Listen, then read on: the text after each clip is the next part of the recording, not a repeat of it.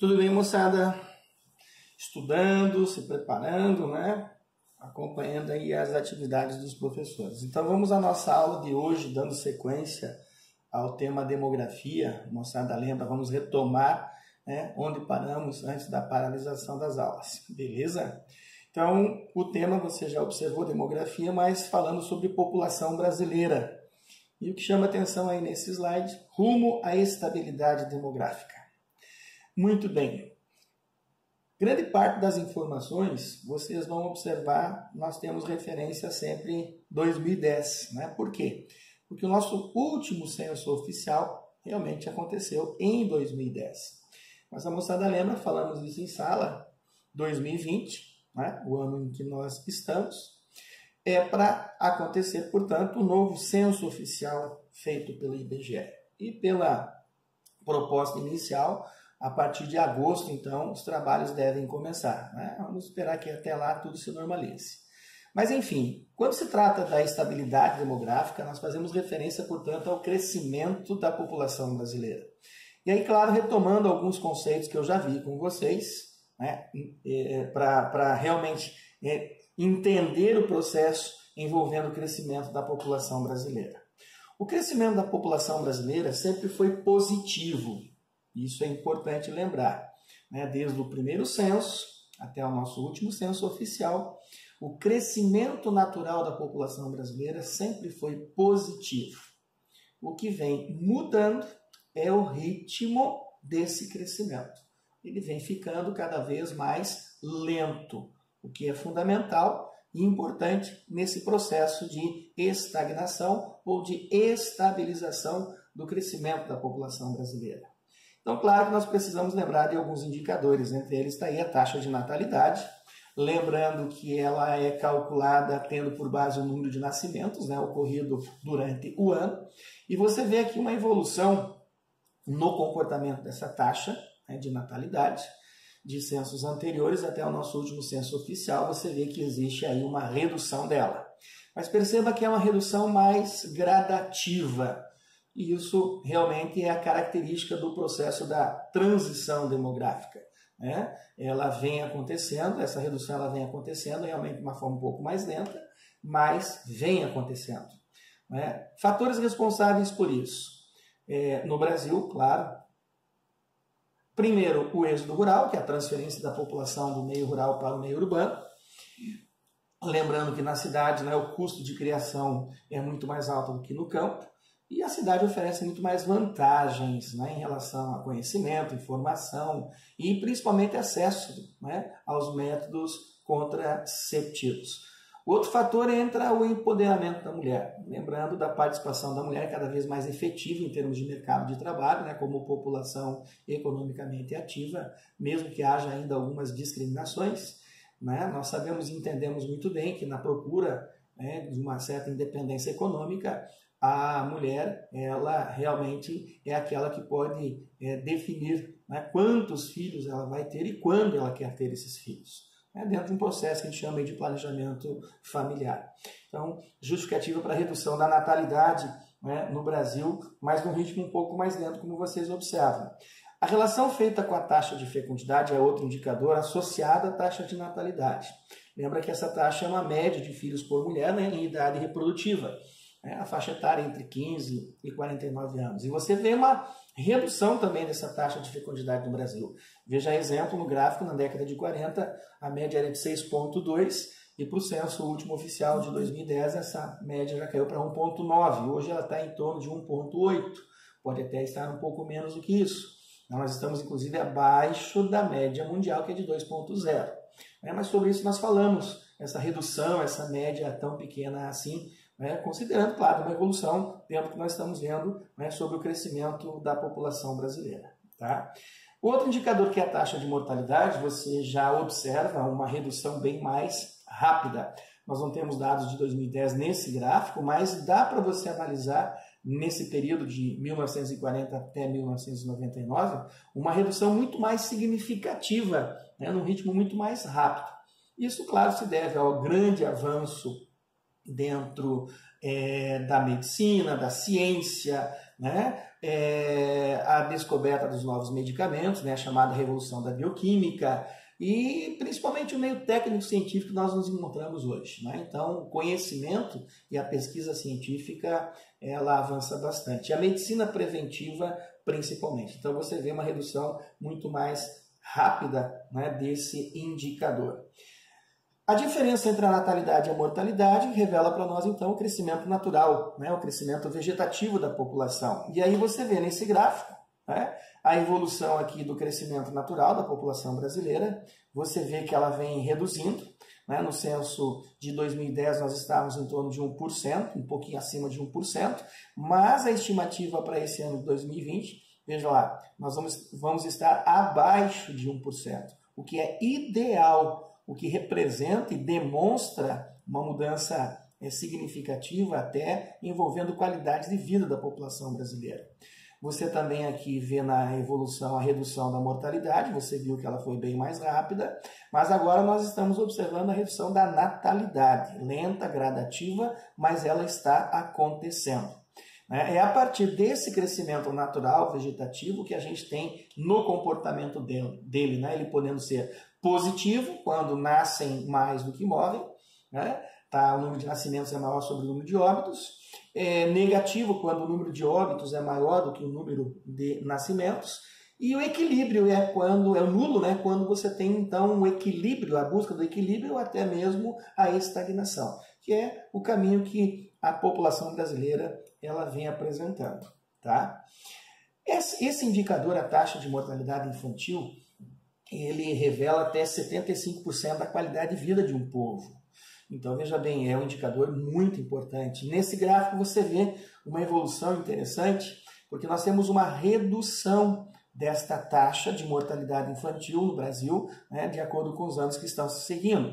Essa redução, portanto, da taxa de mortalidade infantil demonstra uma melhoria na qualidade de vida da população brasileira. Isso é muito importante, isso é muito interessante. Só lembrando, a taxa de mortalidade infantil, ela corresponde aos nascidos vivos, mas que morrem antes de completar o seu primeiro ano de idade.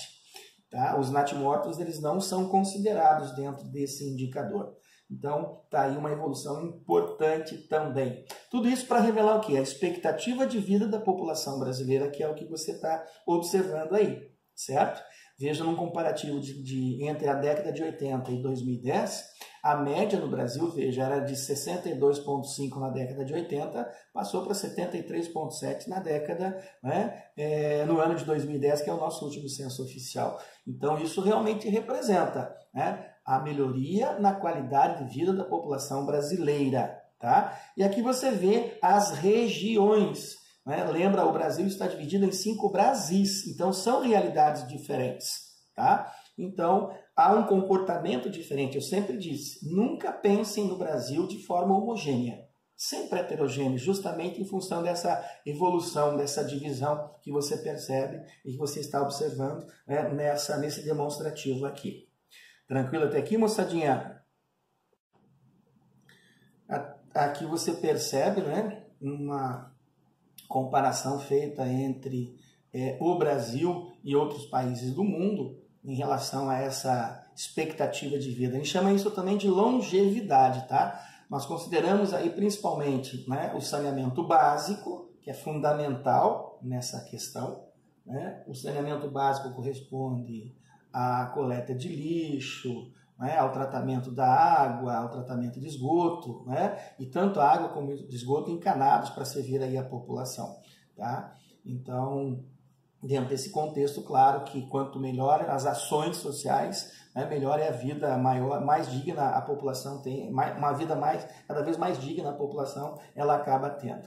Aqui é o gráfico considerando, né, a estrutura por idade e por sexo. Então, esse gráfico é chamado de pirâmide etária. Então, nós analisamos a população por estrutura etária, idade, por estrutura sexo, homens e mulheres, e estrutura por atividade. Então, é a distribuição dessa população pelos setores ocupacionais.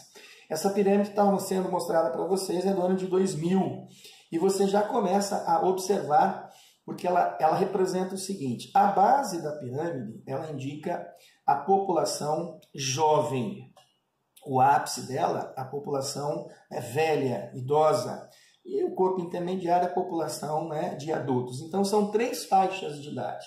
O jovem, consideramos o jovem de 0 a 19 anos, o adulto a partir dos 20 anos até os 59 anos e o velho de 60 anos em diante.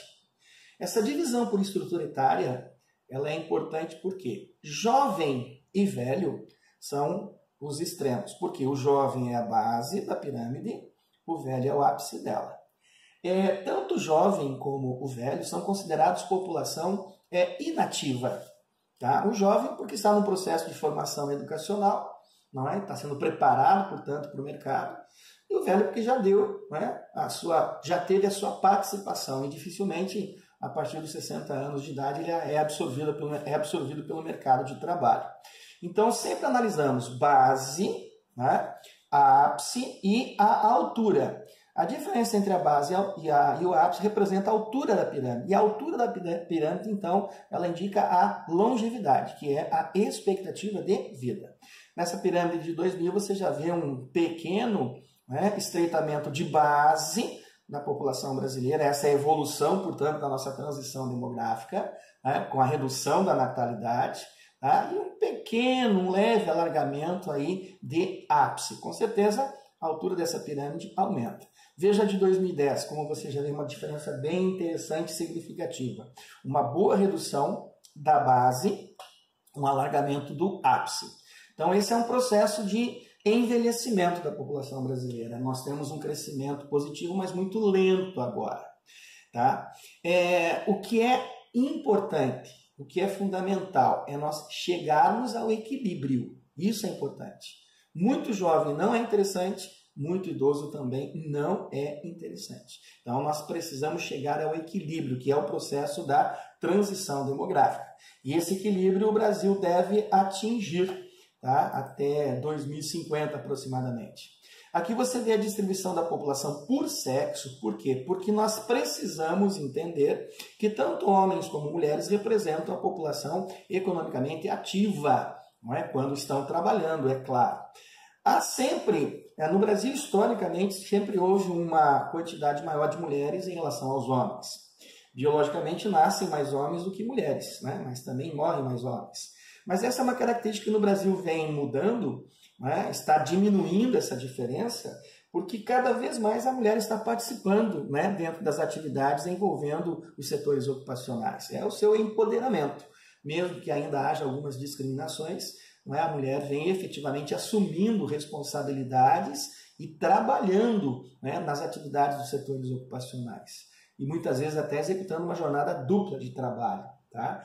Então, já estamos chegando muito próximo da igualdade entre a população masculina e feminina aqui no Brasil. Tá?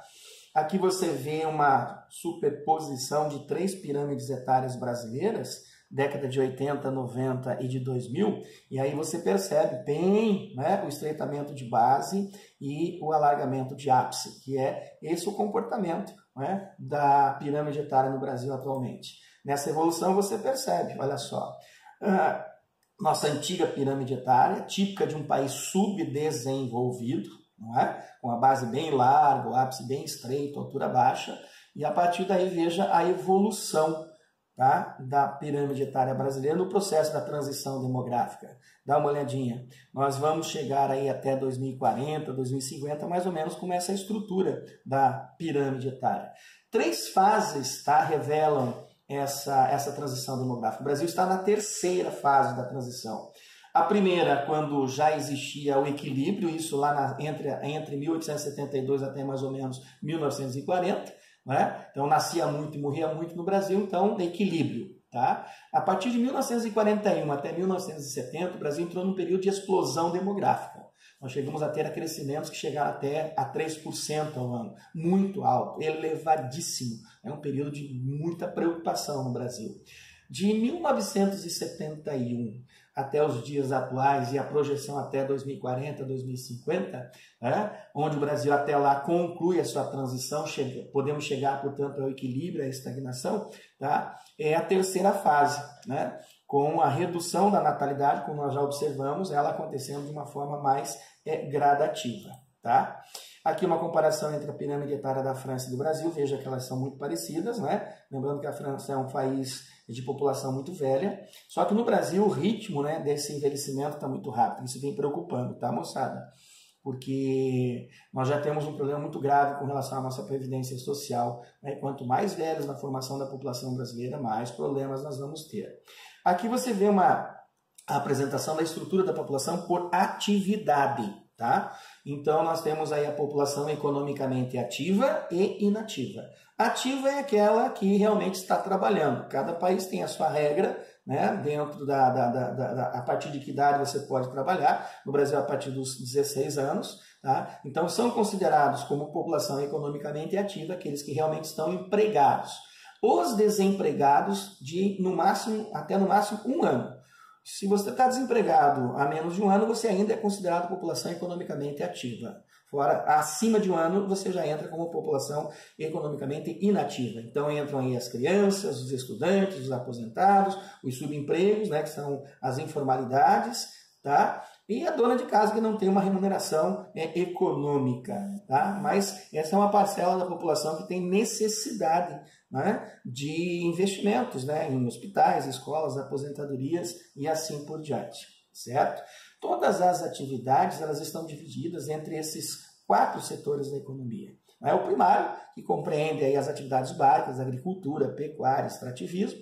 O setor secundário, que é o setor da transformação, da atividade industrial, mais a construção civil. O terciário sempre complexo, por isso temos o terciário e o quaternário. O terciário é o setor da cidade, de prestação de serviços, portanto.